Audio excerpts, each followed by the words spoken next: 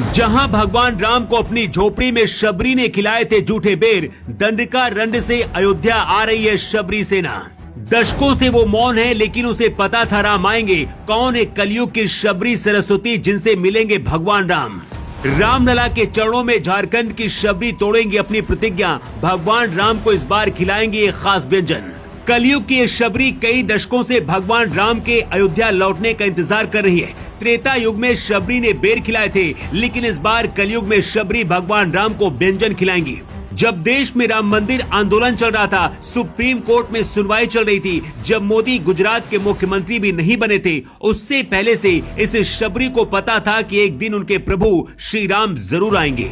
भगवान राम को जब 14 साल का वनवास मिला तो दंडका रंड के जंगलों में भगवान राम शबरी के आश्रम में पहुंचे थे। माता शबरी एक भील राजकुमारी थी। बचपन से ही भगवान राम की भक्त थी। जब बड़ी हुई तो उनकी शादी फिक्स हुई, लेकिन शादी के दौरान पशु बलि देने का रिवाज था। जब उन्हें पता चला कि उनकी शादी में पशु बलि होगी, तो अपनी शादी से एक दिन पहले वो भागकर जंगल आ गई थी और भगवान राम के आने का इंतजार करने लगी। शबरी को यकीन था कि एक दिन भगवान राम उनसे मिलने जरूर आएंगे। यही वजह थी कि वो हर रोज दंडका रंड के जंगलों से भगवान राम के लिए मीठे बेर लेकर आया करती थी। लेकिन भगवान राम के इंतजार में धीरे धीरे शबरी बूढ़ी हो गई। एक दिन जब भगवान राम भटकते हुए उनकी कुटिया के पास पहुँचे तो शबरी राम को पहचान गई और बहुत खुश हुई। यहीं पर शबरी ने अपने हाथों से तोड़े बेर चख चख कर भगवान राम को खिलाया था। माता शबरी ने ही भगवान राम को सुग्रीव का पता बताया था।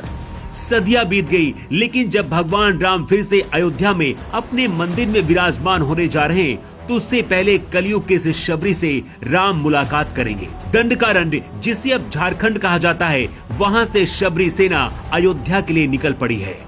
झारखंड की रहने वाली सरस्वती कैसे सबरी बन गई, इसकी कहानी भी बहुत दिलचस्प है।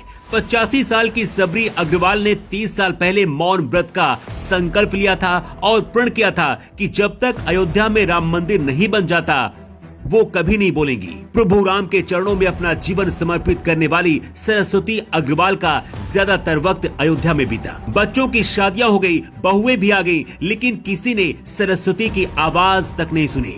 इन्हें झारखंड की शबरी माता भी कहा जाता है। अब जब राम मंदिर बन रहा है, उद्घाटन समारोह हो रहा है, तो कलयुग की शबरी को भी बुलाया गया है। 22 तारीख को सरस्वती भी 31 साल बाद अपना मौन व्रत भगवान राम के चरणों में तोड़ेंगी।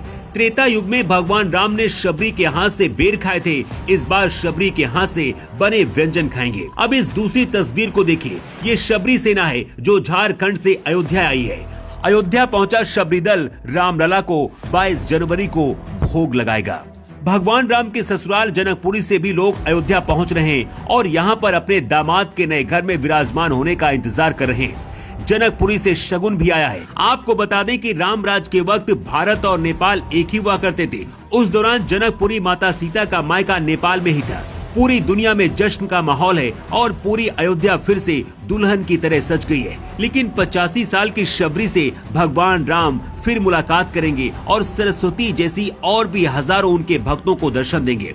कहते भगवान के घर में देर है लेकिन अंधेर नहीं। सरस्वती जैसी हजारों लाखों शबरियां भगवान राम का इंतजार कर रही थी, क्योंकि उन्हें पता था कि राम आएंगे।